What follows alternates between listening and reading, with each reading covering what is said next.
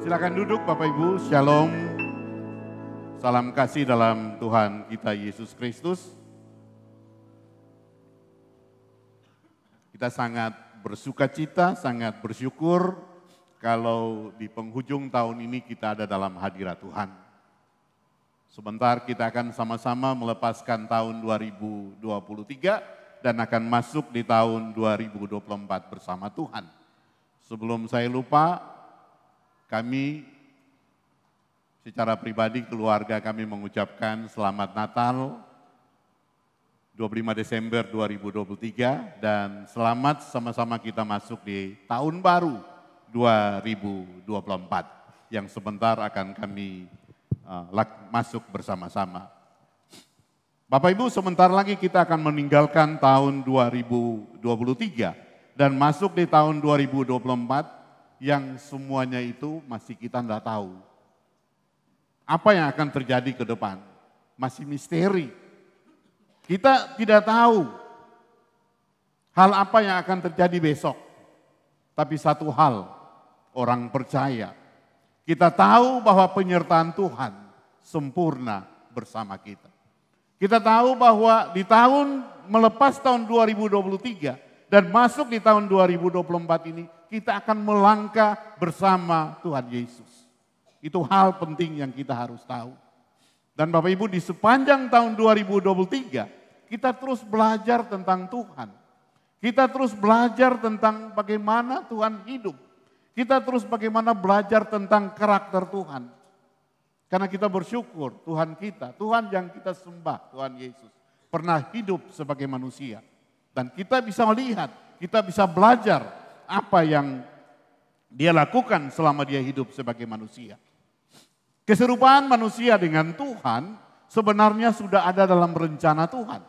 Pada waktu ia putuskan untuk menciptakan manusia di dalam Kejadian 1 ayat 26, dia katakan, baiklah kita menciptakan manusia serupa dan segambar dengan kita. Dan pada saat manusia jatuh dalam dosa karena ketidaktaatan, karena masalah ketidakserupaan ini, iblis mencoba mengganggu Adam waktu itu untuk menipu Adam untuk mau serupa dengan Yesus, dengan Allah. Padahal waktu itu Tuhan sudah menciptakan Adam itu sama seperti Tuhan. Maka kemudian Allah meninggalkan manusia, gambar dan rupa Allah menjadi rusak dan manusia tidak berkuasa lagi. Lalu Yesus datang. Dia membawa agenda khusus untuk mengembalikan kita manusia kepada rancangan Allah yang semula. Dia datang dalam peristiwa Natal. Ya. Yesus datang, dia membawa kita pada rancangan Allah yang semula. Jadi kalau kita melihat keserupaan Yesus, keserupaan kita dengan Yesus, rupanya itu juga maunya Tuhan. Karena dia sudah buat dari awal seperti itu. Tuhan tahu apa yang dia lakukan dari awal. Dan dia telah memutuskan untuk membentuk setiap kehidupan orang percaya untuk serupa dengan anaknya. Roma 8 ayat 29 katakan begini. Sebab semua orang yang dipilihnya dari semula, mereka juga ditentukan dari semula untuk menjadi serupa dengan gambar anaknya.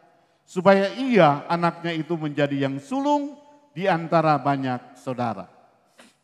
Saudara, untuk kita menjadi serupa dengan Kristus bukan berarti kita harus kehilangan kepribadian kita. Bukan kita harus menjadi orang lain. Tapi keserupaan dengan Kristus itu bicara tentang perubahan karakter kita. Ya. Bukan perubahan kepribadian kita, tapi perubahan daripada karakter kita seperti Yesus.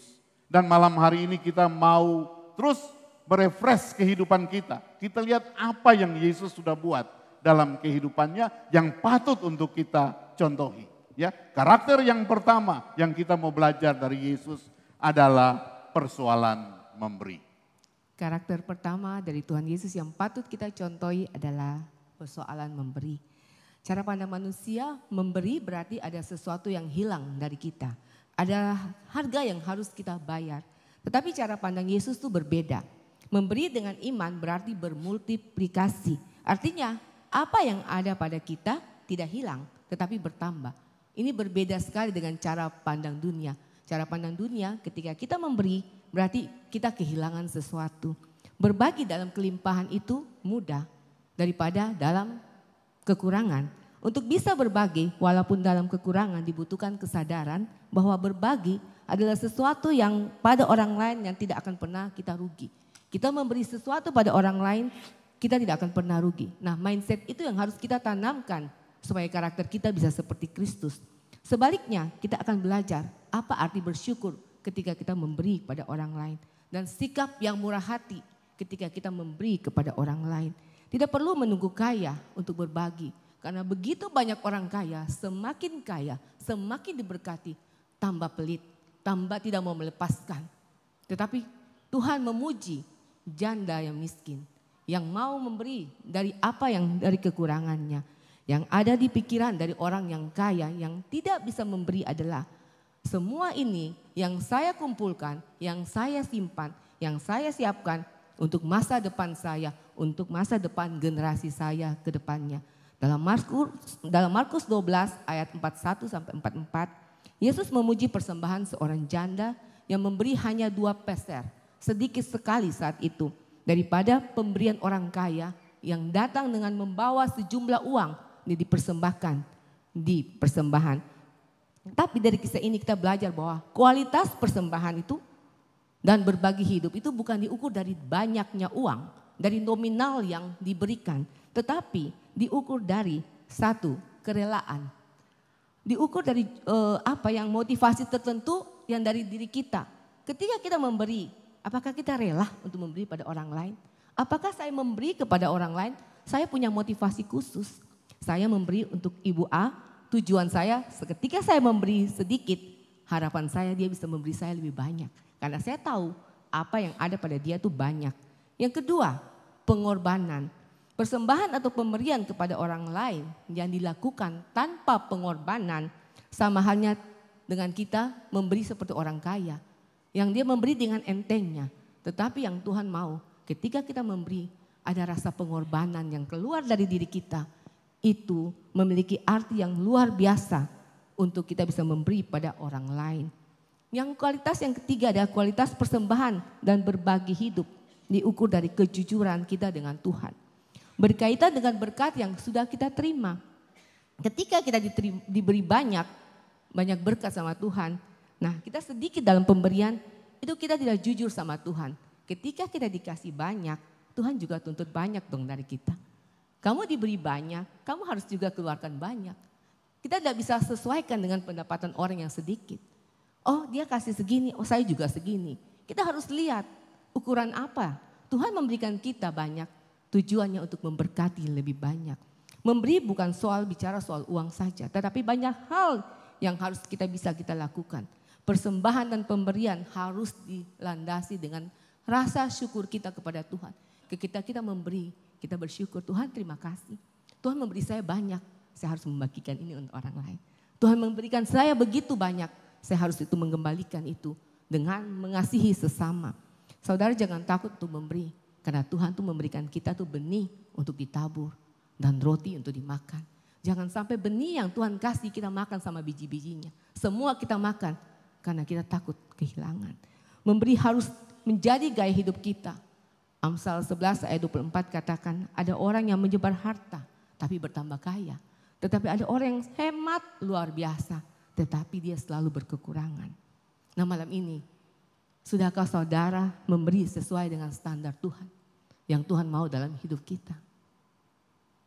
Baik, karakter yang kedua dari Tuhan yang patut untuk kita pelajari dan kita teladani adalah soal melepaskan pengampunan. Bapak Ibu, mengampuni bukan berarti kita melupakan kesalahan orang lain, lalu menyimpannya dalam-dalam, ya, mendiamkannya. Mengampuni juga bukan berarti menyangkal atau berpura-pura tidak pernah terjadi apa-apa. Sehingga terkadang orang merasa bahwa ya sudah, saya sudah mengampuni. Itu bukan berarti mengampuni. Mengampuni membutuhkan suatu keputusan hati, ya. Dan proses bukan hasil. Mengampuni berarti memutuskan untuk memaafkan seseorang atas kesalahan yang dia buat. Jadi ada harga yang harus dibayar. ya. Berkorban untuk orang yang melukai kita, dan dengan kata lain kita melepaskan emosi negatif kita yang berkaitan dengan peristiwa masa lampau atau yang sudah terjadi. Mengampuni berarti memberikan kesempatan kedua serta berani untuk memulai lagi hubungan dengan orang tersebut. Ya. Roma 3 ayat 23 katakan bahwa semua orang telah berdosa dan kehilangan kemuliaan Allah. Jadi semua manusia butuh yang namanya pengampunan. Kesalahan adalah hal yang manusiawi, tapi pengampunan dibutuhkan campur tangan Tuhan. Terkadang dalam hidup kita, ya, kesalahan yang kita buat itu biasa manusiawi. Tapi pada waktu kita mau melepaskan pengampunan, itu dibutuhkan kerja keras kita. Itu dibutuhkan campur tangan Tuhan. Pengampunan tidak akan merubah masa lalu saudara, tapi pengampunan bisa merubah masa depan saudara. Pengampunan adalah pintu perdamaian dan kebahagiaan. Pintu itu kecil dan sempit. Tidak dapat dimasuk tanpa membungkuk. Artinya apa? Tanpa kerendahan hati dan mengosongkan diri, sulit untuk kita bisa melewati proses ini. Dalam Lukas 23 ayat 34 dari atas kayu salib Tuhan Yesus bilang begini, "Ya Bapa, ampuni mereka sebab mereka tidak tahu apa yang mereka buat." Mereka lagi memukul dia, mereka lagi menyiksa dia, dia lagi pikirkan tentang keselamatan mereka. Itu Yesus Tuhan kita. Saudara, pastikan di penghujung tahun ini, apakah saudara sudah bisa melepaskan pengampunan? Karakter Kristus yang ketiga adalah soal rela berkorban. Nah, apa yang dapat kita pelajari dari Yesus tentang rela berkorban? Yesus membuktikan pengorbanan yang luar biasa dari seorang anak manusia yang datang tanpa dosa hanya untuk menyelamatkan kita semua, menebus hidup saya dan saudara di tempat sini. Dia bilang tidak ada kasih yang lebih besar daripada kasih dari seorang yang mau berkorban, memberikan nyawanya untuk sahabat-sahabatnya. Dalam Lukas 10 ayat 25-37 menggambarkan tentang kerelaan berkorban bagi sesama. Adalah tentang seorang Samaria yang baik hati yang dijelaskan oleh Yesus. Dalam kisah ini ada seorang imam, ada seorang Lewi, dan ada seorang Samaria yang baik hati. Siapakah seorang imam? Siapakah seorang Lewi? Seorang imam adalah seorang hamba Tuhan. Seorang Lewi adalah seorang hamba Tuhan yang hidupnya di dalam gereja. Berhubungan dengan pekerjaan Tuhan, berhubungan dengan melayani. Tapi kenapa Yesus memuji orang Samaria yang tidak dianggap sama sekali? Seorang Samaria yang murah hati. Kenapa Yesus memuji dia? Kita harus pertanyakan dong, kenapa Yesus memuji dia? Karena pertama, dia tergerak oleh belas kasihan di dalam Lukas 10 ayat 33. Lalu datang seorang Samaria yang sedang dalam perjalanan ke tempat itu. Dan ketika ia melihat orang itu, tergeraklah hatinya oleh belas kasihan. Langkah awal dari seseorang yang mau rela berkorban bagi sesama adalah belas kasihan. Kalau tanpa belas kasihan saya nggak bisa berkorban. Kalau tanpa ada rasa belas kasihan untuk orang, nggak mungkin kita bisa berbelas kasihan. Yang kedua, Yesus memuji dia karena dia tuh punya empati yang tinggi terhadap sesama. Apa itu empati? Empati itu kemampuan memahami kondisi seseorang, memahami perasaan seseorang. Apa yang orang itu rasakan, kita bisa rasakan. Nah, gereja ini punya moto adalah alih rasa beta rasa, itu mendalam. Sebenarnya itu empati kita terhadap orang lain. Orang susah, kita susah. Tetapi yang terbanyak dari kita, di sekeliling kita, banyak orang cuma pakai simpati. Apa itu simpati? Saya tahu kamu merasakan. Saya tahu tapi saya tidak bisa merasakan apa yang kamu rasakan. Saya cuma sekedar bilang, oh saya punya perasaan kasihan terhadap kamu. Ketika kamu berduka, saya paling kirim turut berduka cita.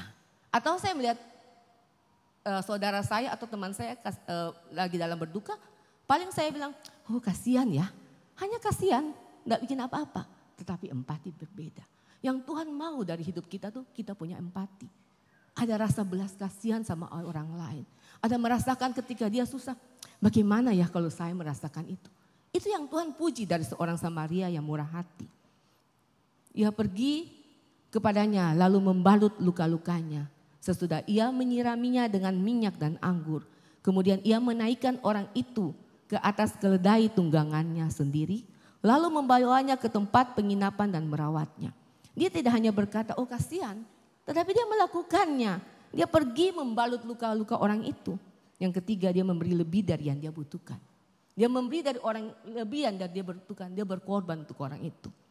Keesokan harinya, ia menyerahkan 2 dinar kepada pemilik penginapan itu. Katanya, rawatlah dia, dan jika kau belanjakan lebih dari ini, aku akan menggantinya waktu aku kembali. Dia rela berkorban, bukan hanya membalut luka, tetapi mengeluarkan uang untuk membiayai. Kadang-kadang kita cuma sampai sebatas kasihan, tapi kita tidak rela berkorban untuk memberikan uang untuk membiayai orang itu. Inilah bentuk pengorbanan yang luar biasa, dan Yesus memuji orang Samaria yang murah hati. Ia berkorban waktu, ia berkorban tenaga, ia berkorban uang dari orang yang tidak dia kenal. Tapi disinilah Tuhan memuji dia. Dia mengasihi sesama. Apakah kita bisa berkorban? Jangankan untuk orang yang tidak kita kenal. Untuk sahabat kita, teman sepelayanan kita, saudara kita. Apakah kita sudah melakukan rela berkorban ini? Seperti perumpamaan yang Tuhan Yesus jelaskan di Lukas 10 ini. Ataukah kita melihat teman sepelayanan kita, saudara kita, dan kita cuma berkata, oh kasihan. Malam ini saya mau mengajak kita semua untuk flashback ke belakang. Apakah selama ini kita sudah berempati? Ataukah kita hanya simpati? Kalau kita mau mendapat perkenanan dari Tuhan, kita harus berempati. Sudahkah Anda berempati selama ini? Karakter berikutnya dari Tuhan Yesus yang patut untuk kita teladani adalah masalah kebenaran. Ya. Yesus berkata di dalam Yohanes 14 ayat yang ke-6, Akulah jalan dan kebenaran dan hidup. Tidak seorang pun yang datang kepada Bapa kalau tidak melalui aku. Kesaksian Rasul Yohanes di dalam Yohanes 1 ayat 14 dikatakan begini, Firman itu telah menjadi manusia yang diam di antara kita. Dan kita telah melihat kemuliaannya, yaitu kemuliaan yang diberikan kepadanya sebagai anak tunggal Bapa, penuh kasih karunia dan kebenaran. Ya. Waktu Yesus datang, dia membawa kebenaran itu. Dia adalah kebenaran itu. Jadi apa yang dapat kita lihat dari Yesus? Roma 10 ayat 10 katakan, karena dengan hati orang percaya dibenarkan dan dengan mulut orang mengaku diselamatkan. Saudara mungkin masih ingat apa yang dilakukan oleh Abraham pada waktu dia rela untuk mengorbankan Ishak anaknya. Ya. Pada waktu dia dengan imannya dia percaya untuk mengorbankan Ishak. Yakobus 2 ayat 23 katakan begini, lalu percayalah Abraham kepada Allah dan Allah memperhitungkan itu sebagai kebenaran. Saudara, sebenarnya kebenaran sejati itu hanya ada pada Adam dan Yesus. Tapi dengan iman kita yang sungguh-sungguh kepada Tuhan, kita mau menata kehidupan kita dengan benar, taat dan percaya kepada Allah, maka Allah akan memperhitungkan itu sebagai kebenaran. Saudara, waktu Abraham mempertaruhkan imannya kepada Allah, maka iman Abraham menjadi sempurna dan sekali lagi Allah memperhitungkan itu sebagai kebenaran. Di dalam Lukas 18 ayat 6 sampai 8 kata Tuhan begini, camkanlah apa yang dikatakan hakim yang lalim itu. Ayat yang ke-7, tidakkah Allah akan membenarkan orang-orang pilihannya yang siang malam berseru kepadanya, dan adakah ia mengulur-ulur waktu untuk menolong mereka? Bapak Ibu yang setiap saat bergumul dengan Tuhan, datang berdoa dengan Tuhan, ayat ini menjamin kita, ayat yang ke-7 ini. Tidakkah Allah akan membenarkan orang-orang pilihannya yang siang malam berseru kepadanya? Dan apakah ia akan mengulur-ulur waktu untuk menolong mereka? Ayat yang ke-8, aku berkata kepadamu, ia akan segera membenarkan mereka. Akan tetapi jika anak manusia itu datang, masih adakah iman di bumi? Ini yang Tuhan minta dari setiap kita. Ya, apakah waktu kelak Tuhan datang yang kedua kali, dia masih dapati kita, orang-orang yang percaya pada dia. Ya. Berikutnya kita lihat karakter Tuhan yang lain yang patut untuk kita teladani adalah soal melayani. Karakter kelima adalah soal melayani. Ini adalah gaya hidup dari Tuhan Yesus. Dia bilang, aku datang untuk melayani. Aku datang untuk melayani.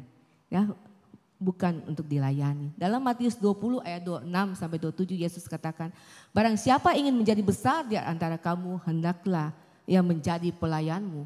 Dan barang siapa yang ingin terkemuka di antara kamu, hendaklah ia menjadi hambamu.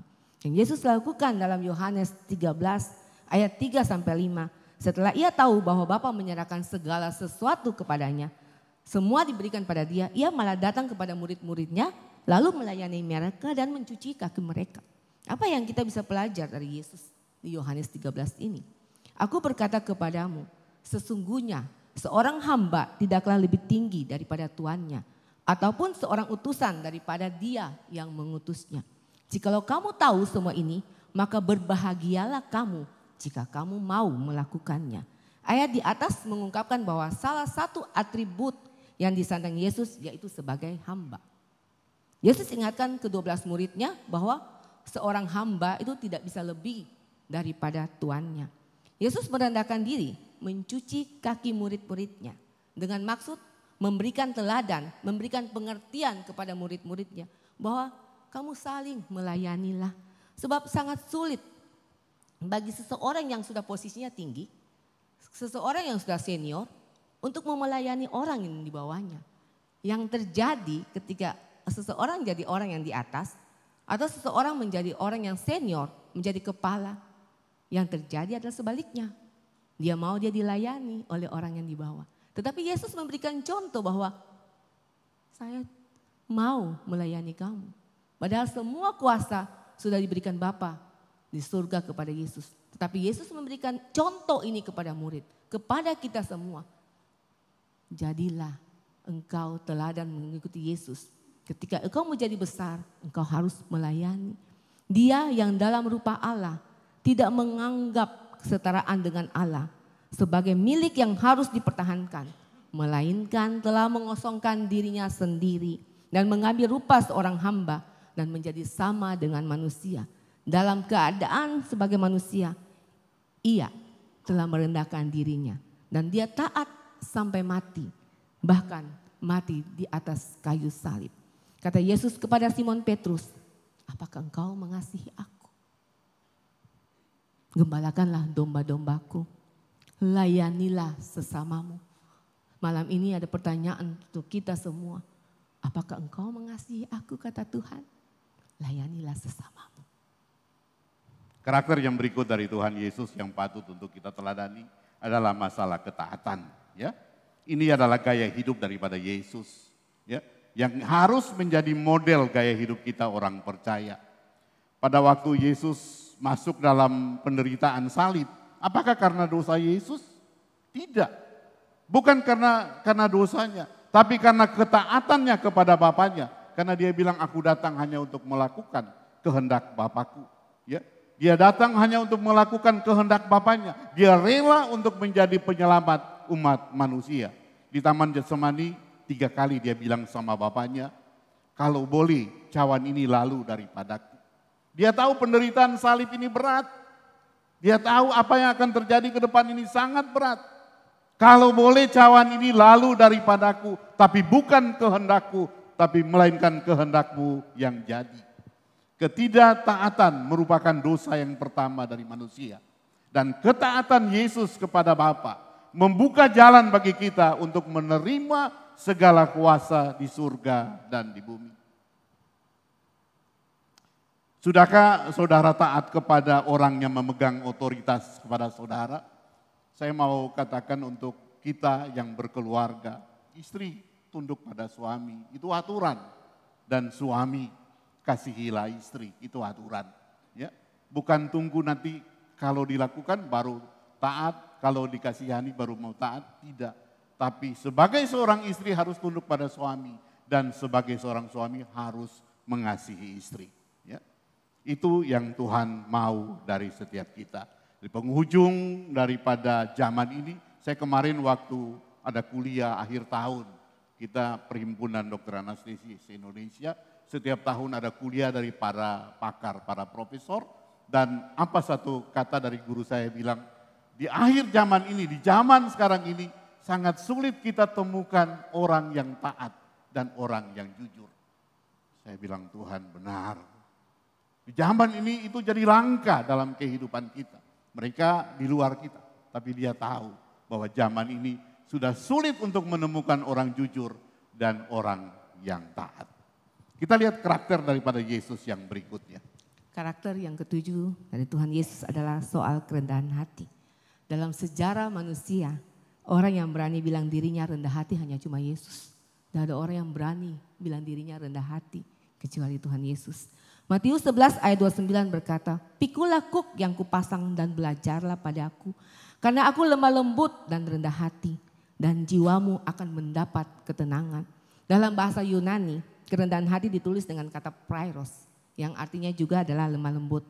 Kata prairos juga dipakai dalam salah satu khotbah di bukit, yaitu berbahagialah orang yang lemah lembut, karena merekalah yang memiliki bumi. 1 Petrus 5 ayat 6, "Karena itu rendahkanlah dirimu di bawah tangan Tuhan yang kuat, supaya kamu ditinggikannya pada waktunya." Syarat untuk mendapatkan promosi atau peninggian dari Allah. Syarat untuk mendapatkan promosi atau peninggian dari Allah salah satunya, bila kita hidup dalam kerelaan untuk tidak dikenal, melayani orang lain. Syarat untuk mendapatkan promosi atau peninggian dari Allah, ingat baik-baik salah satunya, bila kita rela untuk tidak dikenal dan melayani sesama.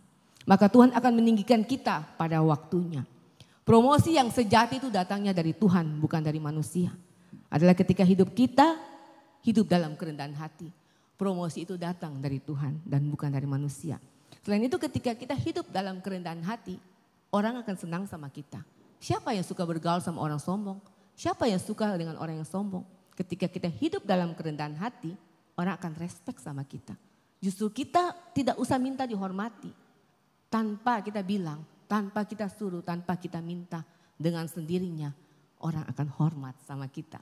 Karena kita meneladani sikap Kristus, yaitu rendah hati. Orang akan memberkati hidup, orang akan berberkati dengan hidup kita. Orang lihat, oh dia begitu rendah hati ya. Walaupun dia punya segala sesuatu, dia pintar. Mungkin gelarnya dia banyak, mungkin uangnya banyak, rumahnya banyak. Tapi orang ini beda ya, dia rendah hati sekali.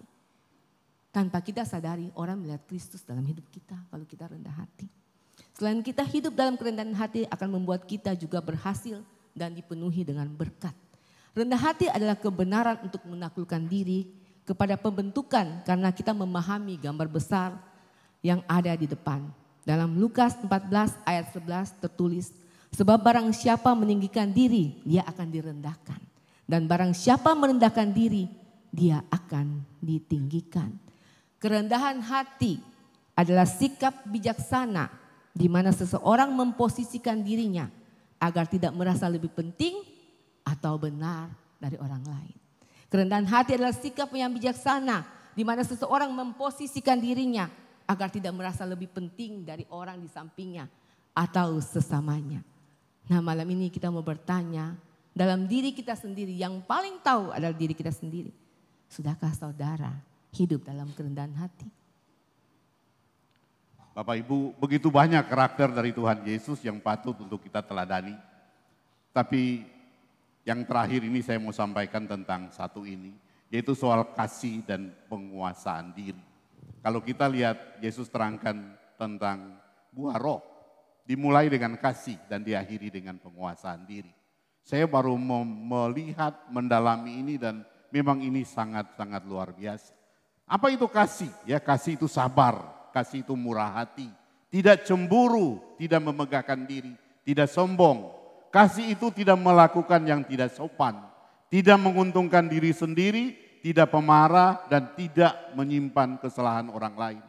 Sebab dalam kasih itu ada penerimaan, dalam kasih itu ada pengampunan, dan dalam kasih itu ada berkat-berkat Tuhan.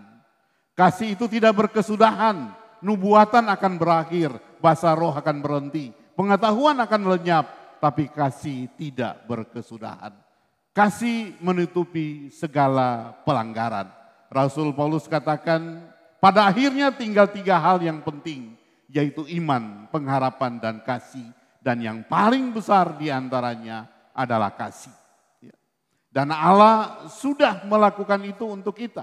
Dalam Yohanes 3 ayat 16, suatu peristiwa yang kita baru rayakan sama-sama, peristiwa Natal. Karena begitu besar kasih Allah akan dunia ini, sehingga Dia mengaruniakan anaknya yang tunggal, supaya setiap orang yang percaya padanya tidak binasa, melainkan peroleh hidup yang kekal. Dan dalam Yohanes 15 ayat 13, Yesus bilang begini, tidak ada kasih yang lebih besar daripada kasih seseorang yang memberikan nyawanya kepada sahabat-sahabat.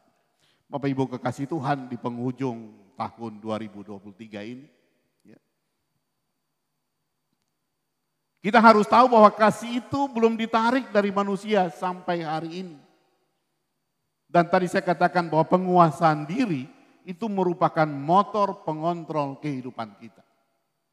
Kalau tanpa penguasaan diri, saya baru cerita kemarin Pak untuk teman-teman yang sebaya saya, Pak Guyu, Pak Thomas. Hati-hati tentang gula, hati-hati tentang makanan karbo. Hati-hati tentang penguasaan diri terhadap makanan. Kenapa waktu kita usia tua, kita sudah tidak boleh makan durian? Karena waktu muda kita makan terlalu banyak, stoknya sudah habis. Kenapa waktu tua kita tidak boleh makan sate? Karena waktu muda kita satu kali makan 10, stoknya habis waktu kita sudah tua. Penguasaan diri itu sangat penting dalam kehidupan kita. Itulah saya bilang motor untuk mengontrol kehidupan kita adalah penguasaan diri. Nah di penghujung tahun 2023 ini Tuhan mau bertanya untuk kita semua malam ini. Apakah engkau mengasihi aku? Mari WL dan Singers bisa kembali ke depan. Tuhan bertanya untuk kita semua malam hari ini. Apakah engkau mengasihi aku? Apakah engkau mau melayani aku dengan rendah hati? Apakah engkau sudah taat kepada otoritas yang ada di atasmu? Apakah engkau rela berkorban untuk sesamamu manusia? Apakah engkau sudah melakukan kebenaran dalam hidupmu? Apakah engkau bisa melepaskan pengampunan terhadap sesamamu manusia? Dan apakah engkau sudah siap untuk berbagi atau memberi? Di penghujung tahun ini, Bapak Ibu, itu yang Tuhan minta jawaban dari kita semua. Mari kita bangkit berdiri sama-sama.